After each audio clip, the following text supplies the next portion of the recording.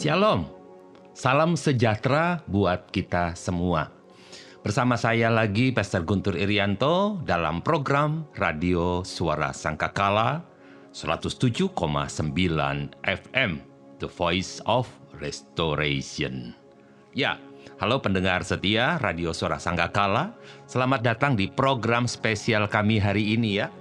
Pada kesempatan kali ini kita akan sama-sama bahas, kita ngobrol tentang sebuah tema yang sangat menarik, yaitu doa yang berpengaruh dalam kehidupan sehari-hari. Ya, doa merupakan salah satu bentuk komunikasi kita atau manusia dengan Tuhan. Dan dipercaya doa orang benar memiliki kekuatan yang luar biasa.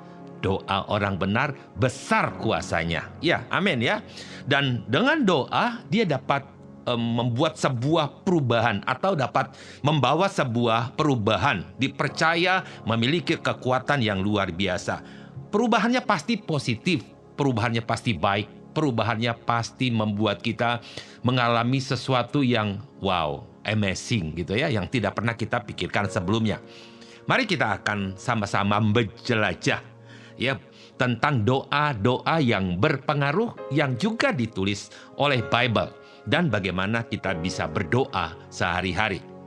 Nah, obrolan santai kita hari ini tentang doa yang berpengaruh. Jadi, fokus utama kita adalah mari kami ingin membangkitkan semangat dan harapan di kalangan orang-orang percaya, orang-orang Kristen, pengikut Kristus, warga kerajaan surga di tengah-tengah tantangan dan kesulitan yang dihadapi oleh banyak orang.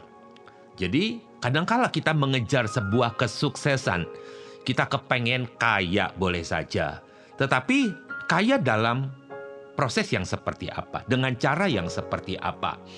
Apakah kita ingin menjadi seseorang yang memiliki hidup yang berarti? Sukses, sukses, sukses. Di mana-mana orang berbicara tentang kesuksesan. Dan ada banyak orang mengajarkan tentang kesuksesan. Ada banyak orang bukan mengajar tetapi mengejar tentang kesuksesan. Buku-buku tentang kesuksesan laris manis di pasaran. Belum lagi maraknya seminar demi seminar yang mengajarkan kesuksesan. Dan tentu saja ini mendorong banyak orang untuk hidup dalam impiannya, hidup sukses.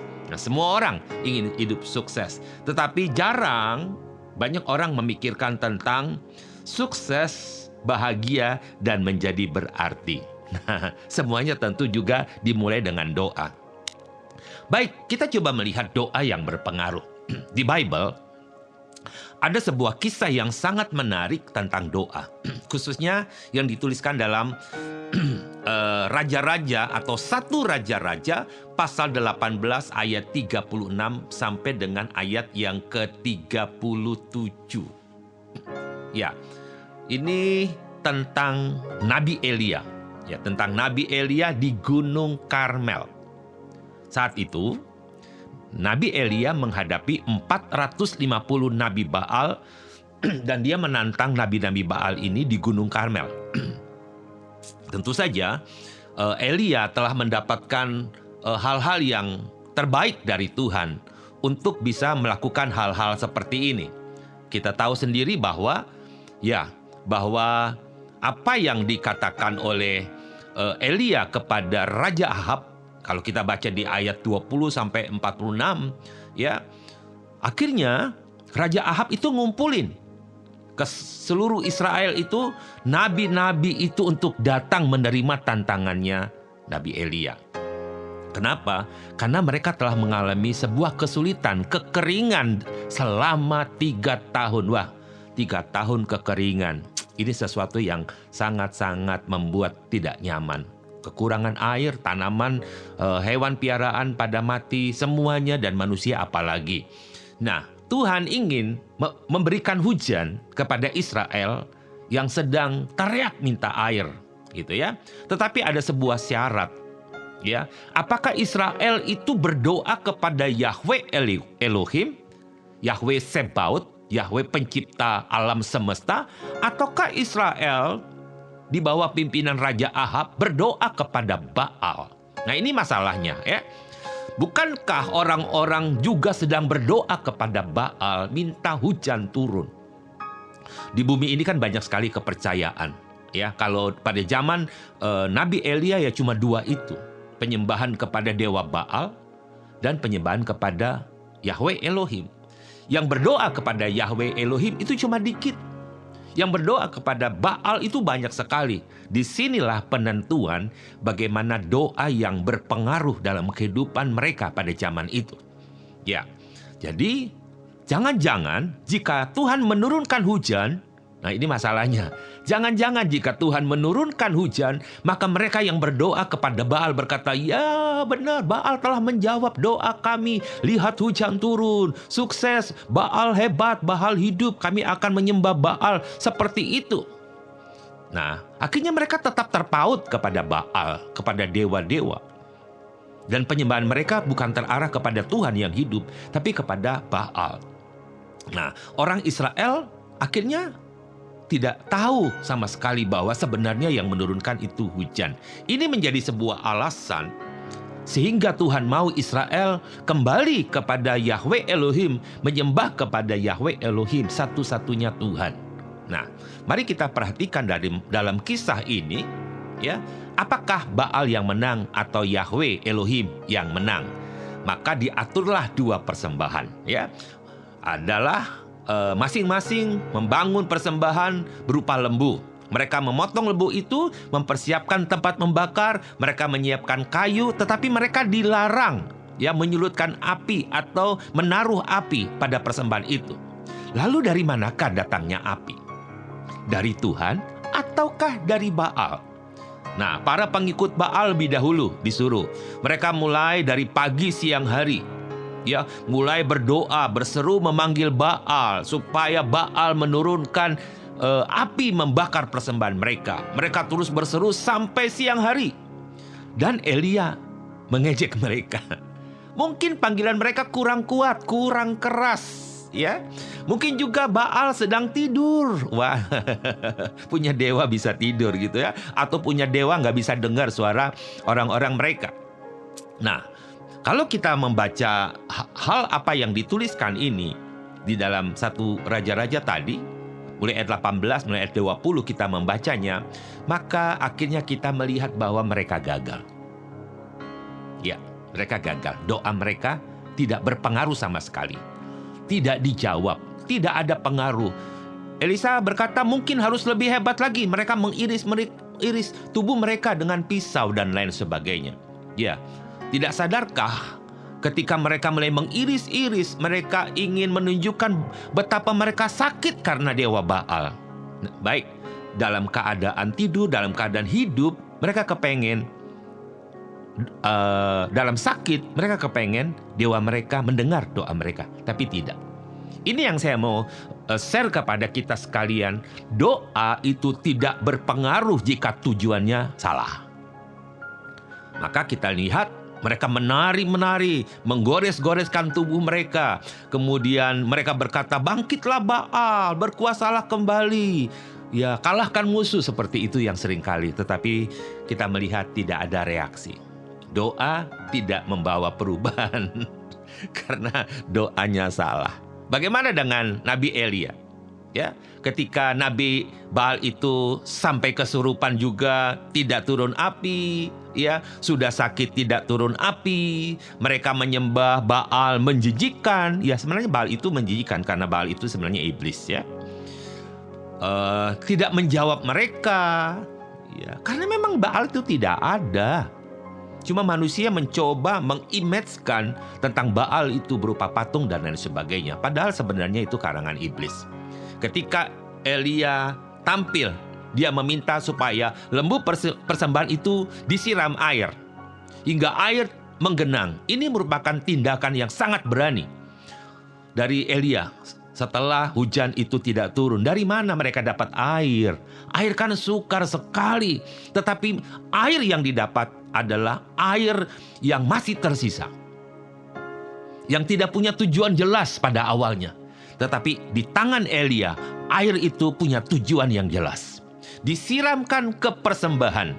Ya, jadi satu. Elia mengambil 12 batu, mengingatkan itulah jumlah suku Israel, supaya Israel menyembah kembali kepada Yahweh Elohim yang hidup. Dan tidak berapa lama kemudian Elia berdoa menyembah kepada Tuhan. Dan apa yang terjadi? Tiba-tiba api dari langit menyambar persembahan itu. Wow, doanya luar biasa. Ya, setelah dia berdoa kepada Tuhan, dia tidak lompat-lompat, dia tidak nari-nari, dia tidak menggores-gores, dia tidak berguling-guling di tanah. Dia hanya berdoa dan beribadah, melibatkan Tuhan dalam doanya. Apa yang terjadi? Doanya dijawab. Dan Yahweh Elohim membuktikan dialah Yahweh Elohim yang hidup. Bahkan setelah itu, Yahweh itu memberikan hujan setelah 3 tahun tidak hujan. Keren ya? Jadi, apa yang harus kita pelajari dari doa ini? Doa yang berpengaruh. Ya, tentu saja setelah doa ada ucapan syukur.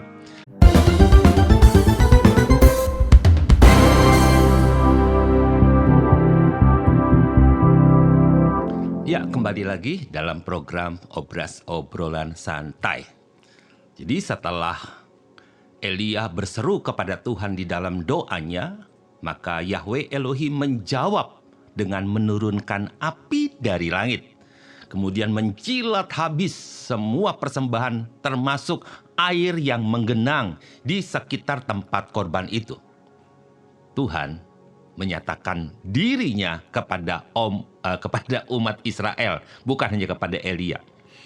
Tuhan memanggil Israel kembali, maka seluruh Israel berseru, Yahweh dialah Elohim. Yahweh dialah Elohim. Ya, Elohim Adonai. Barulah Tuhan menurunkan hujan. Saya ingin mengajak kita pada poin berikutnya, yaitu tentang doa mengucap syukur. Doa syukur. Israel mengucap syukur kepada Tuhan. Doa syukur adalah sebuah ungkapan rasa terima kasih kita kepada Tuhan atas segala sesuatu yang sudah Dia berikan kepada kita. Dengan senantiasa mengucap syukur, kita akan merasa lebih bahagia, penuh sukacita, rasa puas karena melihat segala sesuatu yang Tuhan sudah sediakan buat kita. Ketika kita memiliki rasa ucapan syukur, ya, maka kita akan mampu mengatasi rasa tidak puas. Rasa tidak puas kita, Anda, semua akan diatasi dengan ucapan syukur. Sebab kuasa ucapan syukur adalah seperti sesuatu yang dahsyat, yang kuat, yang membawa perubahan.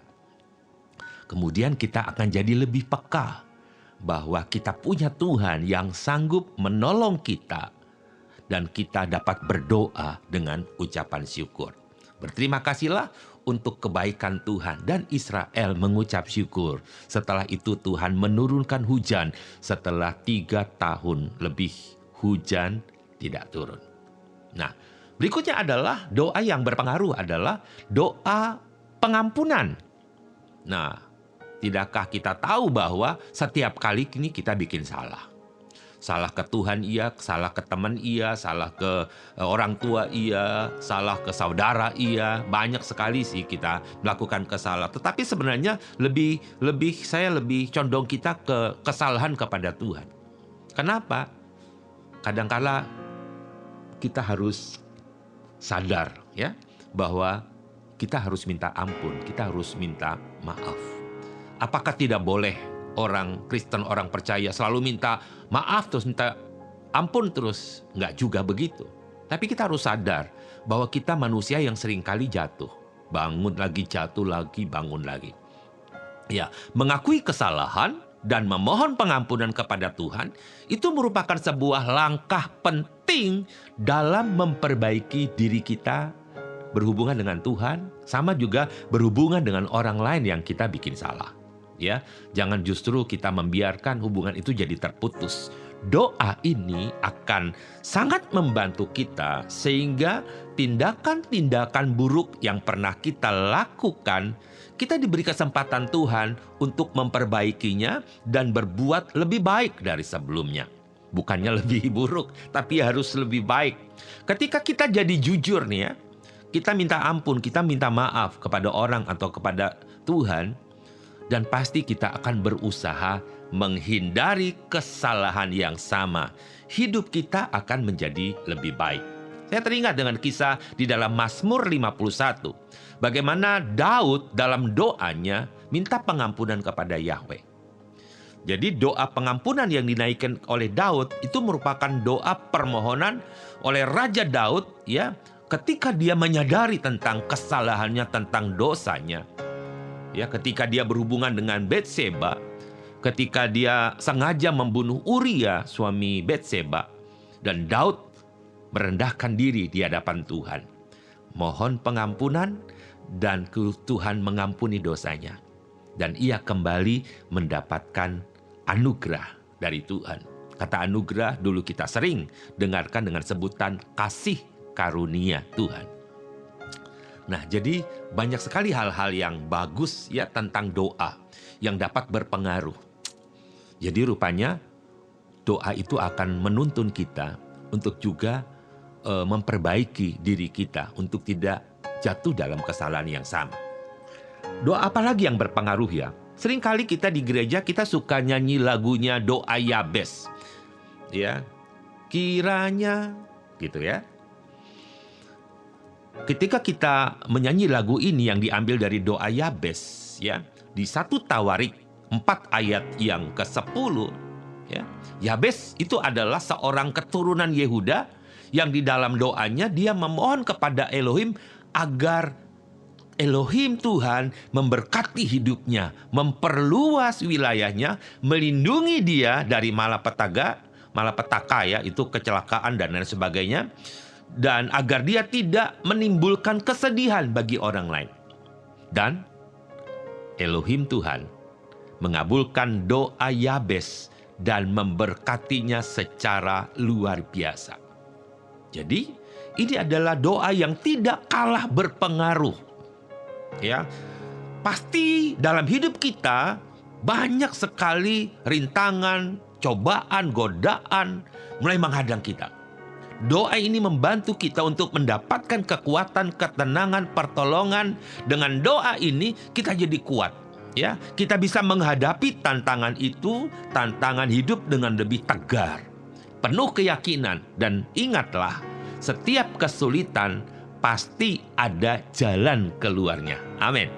Dan dengan doa seperti doa Yabes, kita dapat memiliki keberanian untuk menghadapinya. Akan ada serangan mungkin malapetaka dalam hidup kita. Kita pengen memperluas, memperlebar areal bisnis kita dan segala sesuatu yang akan berkembang. Percayalah di dalam doa model seperti ini, Tuhan pasti akan membuat sebuah perubahan, langkah maju yang luar biasa. Seperti apa lagi doa? Kita juga dapat menemukan doa seperti doa Yesus di Taman Getsemani. Di dalam Matius 26 ayat 39, sebelum penangkapan Yesus berdoa di Taman Getsemani. Dia memohon kepada Bapa agar cawan sengsara, cawan ini kalau boleh dilewatilah, berlalu sebisa mungkin. Tetapi dia berkata, bukan kehendakku, melainkan kehendak Bapa yang terjadi. Doa ini menunjukkan penundukan total Yesus sebagai anak kepada Bapa dan memberikan contoh kepada kita betapa pentingnya penundukan diri kepada kehendak Tuhan Yesus. Nah, mari kita lihat salah satu doa yang berpengaruh dalam menghadapi hidup yang bisa menimbulkan stres, kecemasan hidup di era modern. Akan banyak penipuan, ada banyak sekali hal-hal yang mulai datang, ya, berita hoax iya. Penipuan di sana sini muncul, membuat kita merasa kewalahan gitu. Ada sebuah tuntutan, ada sebuah tekanan hidup. Maka doa seperti Yesus. Biarkan kehendak Bapa yang jadi, bukan kehendakku. Menolong kita, menenangkan pikiran hati kita, sehingga kita dapat menghadapi masalah dengan hati yang tenang. Dan percaya bahwa Elohimku turut bekerja bersama-sama mendatangkan kebaikan. Dia Tuhan yang turut bekerja dan pasti mendatangkan kebaikan. Dan itu artinya jangan ragu untuk berdoa dan mencari ketenangan di tengah-tengah kesulitan. Terakhir, doa keberanian. Wah, minta berani dong. Jangan takut. Kadang-kadang kita dihadapkan pada situasi menakutkan atau sulit. Pada saat seperti itu kita membutuhkan keberanian ekstra. Doa ini membantu kita. Tuhan kasih saya keberanian untuk menghadapi ketakutan. Mungkin ada yang cemas, takut, dan lain sebagainya. Mari di dalam doamu engkau akan dapat berkata, Tuhan, engkau kekuatanku. Aku tidak takut apapun juga. Ya, dengan doa ini dia melepaskan kita dari rasa takut yang akan menghambat kita. Dan kemudian kita percaya kesuksesan dari Tuhan akan terjadi. Puji Tuhan. Apa yang dapat kita dapatkan dari obrolan hari ini? Ingat ketika Paulus berdoa untuk jemaat di Efesus, dituliskan dalam Efesus 3 ayat 14-19. Dalam suratnya kepada jemaat di Efesus, Paulus berdoa agar Tuhan memberikan kekuatan rohani kepada mereka. Dia menguatkan mereka melalui rohnya. Tuhan memenuhkan kasih Kristus kepada jemaat melampaui pengetahuan mereka. Doa ini menunjukkan betapa pedulinya Rasul Paulus terhadap jemaat dan keinginannya agar jemaat dapat bertumbuh dalam iman dan mengenal lebih dalam tentang kasih Kristus. Nah, itulah beberapa doa yang berpengaruh dalam kehidupan sehari-hari kita. Ingatlah, doa bukan sekedar rutinitas harian, tetapi merupakan sarana komunikasi dengan Tuhan dan menjadi perenungan diri kita. Jadi, pandangan kita tentang doa, bagaimana Tuhan mempengaruhi kita, itu lewat komunikasi doa. Ya, doa sebagai komunikasi, doa sebagai bentuk kehendak Tuhan, doa sebagai pertumbuhan rohani, doa sebagai salah satu yang mempengaruhi hidup kita, penting sekali.